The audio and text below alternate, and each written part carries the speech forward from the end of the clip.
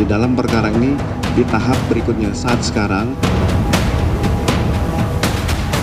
yang berada di depan kita itu akan dilakukan pembuktian terkait tentang tindak pidananya, apakah itu pencucian uang, itu masih akan dalam proses pembuktian.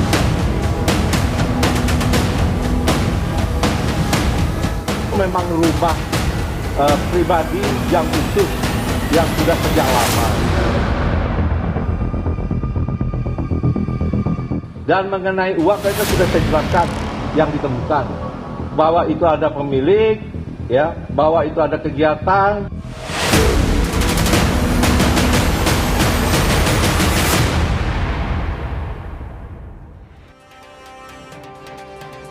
Setelah menggeledah 12 lokasi dan menyita 74 kg emas dan uang dengan total ratusan miliar rupiah, Kortas Tipikor Polri menetapkan 2 orang tersangka dalam dugaan kasus korupsi dan tindak pidana pencucian uang.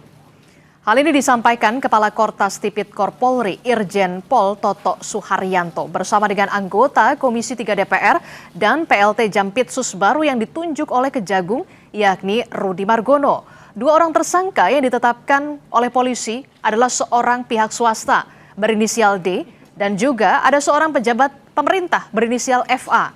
Sebelumnya, Kejagung telah menggeledah ada 12 lokasi, salah satunya adalah lokasi merupakan rumah pribadi dari milik mantan Jampitsus Febri Adriansyah. Kita telah melaksanakan gelar perkara dan berdasarkan gelar perkara kita telah menetapkan 2 tersangka saat ini, yaitu saudara DR yang telah diduga melakukan tindak pidana pencucian uang yang diduga berasal dari tindak pidana korupsi. Kita telah kenakan pasal 4 dan atau pasal 5 junto pasal 10 Undang-Undang 8 2010 atau pasal 607 ayat 1 huruf B dan huruf C di KUHP yang baru. Kemudian kita juga telah menetapkan saudara FA dalam perkara dugaan tindak pidana korupsi dan atau tindak pidana pencucian uang dalam proses penanganan hukum oleh pegawai negeri atau oknum penyelenggara negara dalam perkara PT ASABRI dan atau tindak pidana korupsi lainnya sebagaimana dimaksud pasal 12 huruf E kecil. Pelaksana tugas Jampitsus Rudy Margono mengatakan proses pemeriksaan terhadap ex-Jampitsus Febri Adriansyah akan segera dilakukan. Rudy mengaku akan mempelajari berkas-berkasnya bersama dengan kepolisian karena 3 berkas kasus korupsi FA akan dilimpahkan ke Kejagung. Belum ada informasi itu.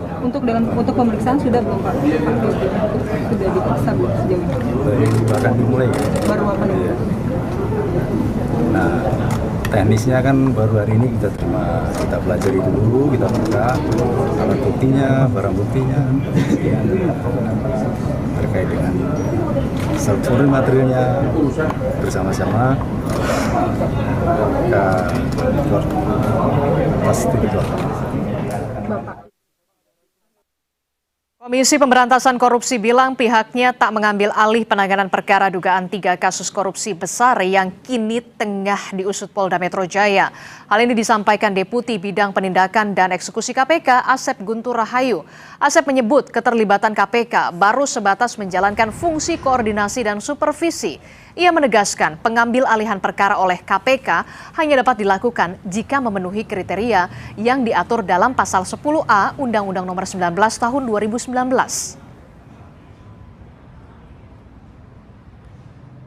Ada kriteria di mana pengambil alihan perkara itu dilakukan.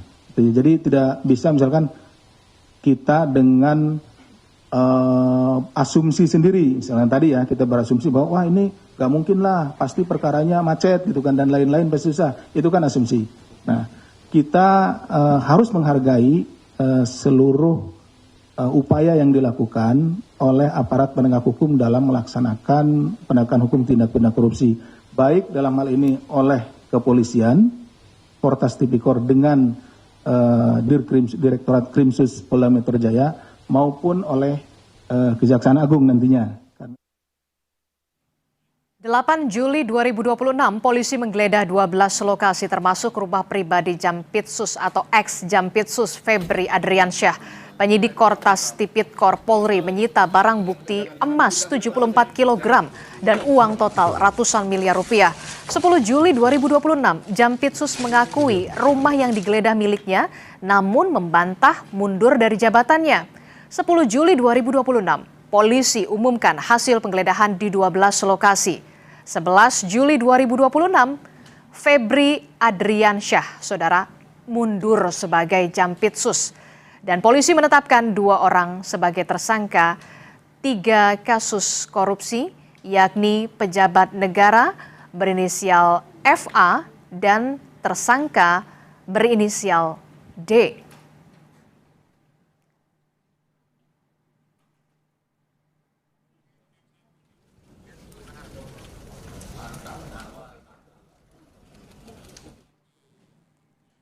Kortas Tipikor Polri menetapkan pejabat negara FA dan juga D sebagai tersangka di kasus korupsi besar dan tindak pidana pencucian uang.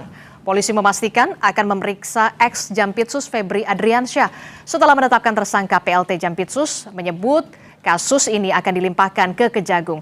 Apakah ini bisa dilakukan tanpa ada intervensi?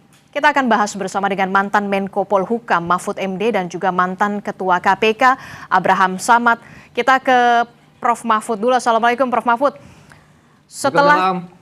Setelah kita lihat bagaimana polisi menetapkan ada 2 orang tersangka, ini ada D dan juga ada penyelenggara negara berinisial FA. Apakah ini kabar baik ataukah justru kabar buruk karena pelimpahannya kasus ini dilimpahkan ke Kejagung, Prof. Mahfud? Menurut saya kabar baik ya. Kabar buruknya bahwa tersangka pelakunya itu adalah pejabat penegak hukum. Ya, yang itu berarti juga berat itu kalau menurut tata aturan kita, pejabat penegak hukum korupsi di atas korupsi kan ini udah melakukan korupsi di atas tindak pidana korupsi lagi, makanya dia masuk ke pencucian uang.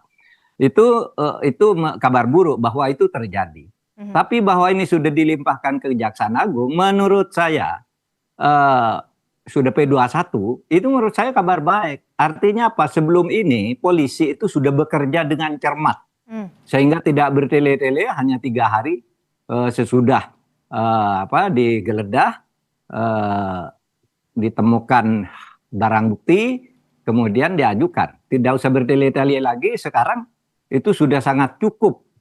Ketika polisi menyampaikan itu ke Kejaksaan Agung, memang kan harus disampaikan kejaksaan pada akhirnya, tidak bisa diajukan sendiri oleh polisi ke pengadilan, tapi pendakwaannya itu memang harus dilakukan oleh kejaksaan. Oleh sebab itu ya memang harus segera dikesanakan agar tidak di polisi sendiri bola panas, dan polisi saya yakin sudah bekerja dengan cermat, karena begini, kalau si Febri Adriansyah berlindung ke TNI misalnya, itu lemahnya dalam arti TNI tidak bisa melindungi dan tidak bisa menghalangi proses hukum yang memang menjadi wewenangnya Polri. Itu aja. Oke, kalau kita tarik kembali begitu ya, ini kan timelinenya FA ini ditetapkan baru sebagai tersangka baru sore ini, begitu sore tadi. Kemudian kita lihat polisi sudah melakukan penggeledahan di 12 lokasi begitu sejak beberapa hari lalu, bahkan ada barang bukti yang disita luar biasa fantastis, Prof. Mahfud. Tapi belum diketahui siapa pemiliknya. Ini bagaimana Anda melihat ini, membaca ini? Lo pasti itu sudah diketahui alurnya. Ketika ditetapkan sebagai tersangka itu sudah pasti lengkap. Nanti tinggal gelar perkara saja, dari mana dan siapanya itu pasti. Oleh sebab itu lalu ditetapkan tersangkanya. Mungkin saja nanti dalam proses berikutnya akan muncul nama lain, tapi minimal ketika itu disampaikan sudah pasti uangnya asalnya dari mana, kok disimpan di sini bagaimana, lewat siapa, apakah lewat orang si A si B, pakai mobil apa enggak ketika menyampaikan ke situ atau apa, itu sudah pasti ada itu di dalam gelar perkara atau di dalam penyidikan yang dilakukan oleh Polri. Sehingga tidak bisa mundur lagi nih saya kira.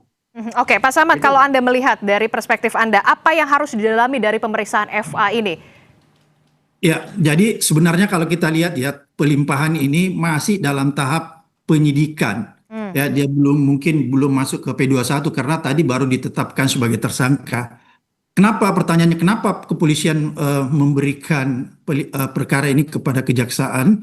Mungkin supaya tidak terjadi benturan yang terlalu keras, atau juga mungkin menjaga menjaga tuduhan-tuduhan atau persepsi-persepsi bahwa kepolisian punya agenda-agenda tersendiri untuk mentersangkakan oknum kejaksaan. Kira-kira seperti itu, sehingga dicapailah sebuah kesepakatan bahwa kasus ini mulai dari tahap penyidikan itu dilimpahkan ke kejaksaan. Karena saya lihat tadi ada juga teman-teman dari Komisi 3 ya yang turut menengahi. Dan menurut saya ini langkah yang cukup bagus menurut saya ya, transparan. Tapi yang paling penting sebenarnya yang kita harus kawal betul bahwa kasus ini haruslah adil ya. Maksudnya harus dijalankan pada prinsip-prinsip keadilan. Kenapa harus dijalankan pada prinsip-prinsip keadilan? Agar supaya masyarakat tidak a priori ya, karena kita tahu betul bahwa awal dari kasus ini adalah pengembangan dari 3 kasus besar. Dan 3 kasus besar itu yang sedang ditangani oleh kepolisian. Oleh karena itu perlu ada transparansi yang jelas ya tentang perkara-perkara pokoknya. Karena kalau tidak, kita khawatir nanti masyarakat menganggap bahwa sebenarnya kasus ini adalah perang antara institusi aparat penegak hukum. Oleh karena itu menjadi penting bahwa kasus ini harus ditelusuri dengan adil, dibuka secara adil agar supaya masyarakat bisa mengawasi, bisa mengikuti dengan baik, agar supaya ketika kasus ini bergulir sampai ke pengadilan, ada trust masyarakat bahwa kasus ini benar-benar kasus korupsi. Karena jangan sampai ada persepsi di luar ini bahwa kasus ini adalah perang atau boleh dikatakan kasus ini adalah kepentingan pihak-pihak tertentu, atau boleh juga dikatakan bahwa sebenarnya ini ada peran dari oligarki hitam yang turut terlibat di dalamnya. Kira-kira seperti itu. Oke, saya ke Pak Mahfud. Pak Mahfud, benarkah ada friksi politis sampai kemudian akhirnya ini harus dilimpahkan ke Kejagung, Prof. Mahfud? Itu tidak bisa dihindari, kesan itu. Bahkan saya bukan kesan, itu kesimpulan bahwa ini memang ada friksi politik. Tapi terlepas dari itu, friksi politik atau friksi apapun, kalau memang itu untuk penegakan hukum dan ada alat bukti atau barang bukti yang sudah dimiliki ketika polisi menetapkan tersangka, menurut saya bagus sekali, cepat itu, gitu. Saya kira yang dilajukan oleh Polri itu sudah sulit akan dianulir oleh kejaksaan. Kekhawatiran orang kan, loh ini nanti kan diserahkan kejaksaan P21-nya. Memang ya harus begitu hukumnya, begitu tersangka nanti ke sana. Tetapi menurut saya Polri juga tidak akan terlalu gegabah. Dia bekerja sudah cukup lama menurut saya. Karena isu ini kan udah lama sebenarnya kita dengar. Sehingga polisi juga bekerjanya udah lama. Oleh sebab itu kita setuju, jangan dipolitisir, tetapi seumpama politis itu terpaksa terjadi, jangan mempengaruhi proses hukum. Keadilan harus ditegakkan. Keadilan harus ditegakkan tuh ya artinya ya harus ditindak tegas meskipun dia punya backing politik tertentu. Nah itu artinya jangan dipolitisir. Pokoknya keadilan harus ditegakkan. Gitu. Oke. Saya ingin juga tahu selama Anda menjabat sebagai Menko Polhukam, apakah Anda mengenal bagaimana sosok Febri Adriansyah ini sebagai Jampitsus kala itu? Oh, saya kenalnya ya biasa-biasa aja. Tidak ada sesuatu yang istimewa, artinya ada berita-berita jelek. Kalau berita jelek biasalah ke pejabat itu. Tetapi saya kira pada waktu itu tidak ada kasus yang muncul pada zaman saya terkait dengan Febri ini. Gitu aja. Oke, ini kalau kita ke Pak Samad. Pak Samad, ini kan kalau kita lihat ya, bagaimana bisa meriksa secara independen ketika kemudian memeriksa ini juga Febri, ini yang memeriksa Febri adalah orang yang pernah menjadi bawahan dari Febri Adriansyah. Kalau menurut Pak Samad? Kalau saya lihat ya, saya tetap percaya pada institusi kejaksaan maupun kepolisian bahwa kasus ini akan diperiksa secara adil. Kenapa? Karena kasus ini sudah menjadi domain publik. Semua orang sudah menyoroti, semua orang sudah mengawasi. Jadi agak kesulitan misalnya kalau ada orang yang ingin bermain di kasus ini. Oleh karena itu menurut saya ini menjadi sesuatu yang sangat menarik untuk disikapi ya dan diikuti karena apa? Ini akan berkembang jauh karena kalau kita menggunakan TPPU itu akan kelihatan tuh karena ada prinsip follow the money, follow the suspect ya. Jadi akan kelihatan tuh kemana aliran-aliran dana dari hasil korupsi itu. Jadi masyarakat akan melihat siapa-siapa sih nanti yang akan terlibat karena saya sangat yakin bahwa kalau kasus ini ditelusuri dengan baik ya, di profile dengan baik, maka akan kelihatan tuh karena ada prinsip di TPPU itu ya. Sehingga ini akan terbuka semua dan ada peran-peran juga yang sangat signifikan di dalam tindak pidana pencucian uang yang itu akan harus digali ya, akan dibongkar. Ada yang disebut gatekeeper. Gatekeeper itu adalah ada institusi ya, ada institusi atau orang-orang tertentu yang menampung duit-duit dari hasil korupsi itu yang kemudian disamarkan seolah-olah hasil itu menjadi uang yang legal, bukan uang yang ilegal, kira-kira begitu. Dan biasanya institusi-institusi itu bukanlah institusi apa itu finance institusional ya. Jadi dia bukan institusi finansial yang resmi, misalnya perbankan dan lain sebagainya. Karena itu akan mudah dideteksi. Kira-kira seperti itu catatan saya. Oke, kalau dan ini menarik sebenarnya.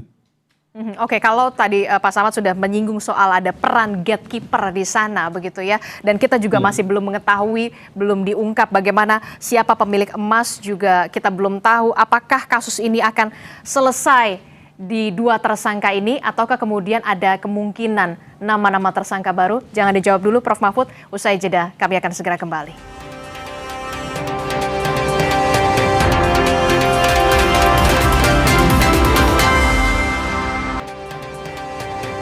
Terima kasih Anda masih bersama kami dalam Kompas Petang. Saudara, masih bersama dengan Profesor Mahfud MD dan juga Abraham Samad.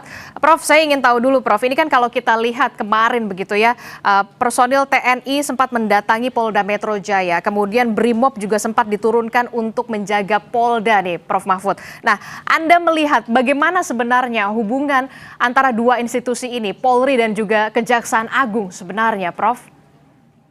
Gini, saya pada tanggal 6 Juni tahun 2024, 4 bulan sebelum Pak Prabowo dilantik, saya akan buat podcast. Saya mengatakan ini yang paling tidak kondusif itu hubungan antara Kejaksaan Agung dan Kepolisian. Nampaknya saling sabot dan tidak pernah untuk kasus-kasus yang menyangkut kayak gitu ya. Kalau kriminal biasa sih nggak ada masalah gitu. Tapi menyangkut uang korupsi, mafia dan sebagainya, ini nampaknya enggak pernah kompak. Bahkan kalau rapat untuk membahas kasus, dua-duanya enggak mau datang, enggak mau ketemu gitu. Enggak mau ketemu. Tapi kalau rapat yang sifatnya umum, program umum itu ya mau datang. Nah, itu sebabnya saya dulu katakan agar Pak Prabowo tahu masalah penegakan hukum itu sulit dilakukan dalam program Integrated Criminal Justice System itu ya, sistem penanganan pidana yang terintegrasi. Karena kejaksaan, dan bukan rahasia lah, kejaksaan dan kepolisian dalam banyak kasus itu hampir selalu bertentangan gitu. Dan itu terkonfirmasi ketika kami bekerja bersama di Komisi Reformasi kemarin, itu muncul lagi seperti yang saya lihat itu. Jadi oleh sebab itu saya kira ini kerja besar bagi Presiden Prabowo untuk mendamaikan lah, untuk mengharmoniskan kedua institusi ini, karena semuanya ini harus bersinergi, bukan saling satu melempar, satu menolak, satu melempar, satu menolak. Gitu. Oke, dari pengalaman Anda, dari kacamata Anda, apa sebenarnya yang membuat dua institusi ini kok tampaknya tidak bisa beriring berjalan untuk hal-hal kasus besar ini loh? Ya, masyarakat bisa menafsirkan sendiri karena kasus-kasusnya yang begitu tuh menangkus pada kasus-kasus besar, korupsi besar, kasus orang besar dan sebagainya itu. Gitu. Tapi itu yang saya alami dan sudah saya sampaikan kepada publik, gitu ya.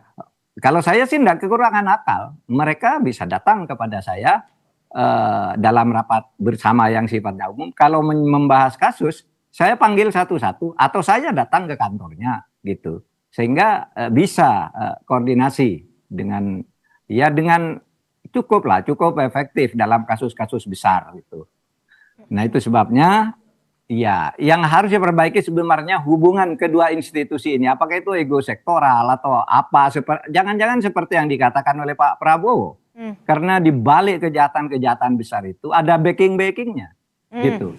Dan backing itu mungkin yang satu bersandar ke baju ini, yang satu bersandar ke baju itu. Mungkin saja itu karena maaf Pak Prabowo loh yang mengatakan ini di DPR kemarin itu. Dia bilang saya tahu bahwa mafia ini dibentengi, di backing tadi baju coklat dan baju hijau. Dan saya mantan ABRI kata Pak Prabowo, saya tahu ini semua. Jadi Pak Prabowo sendiri yang mengatakan itu.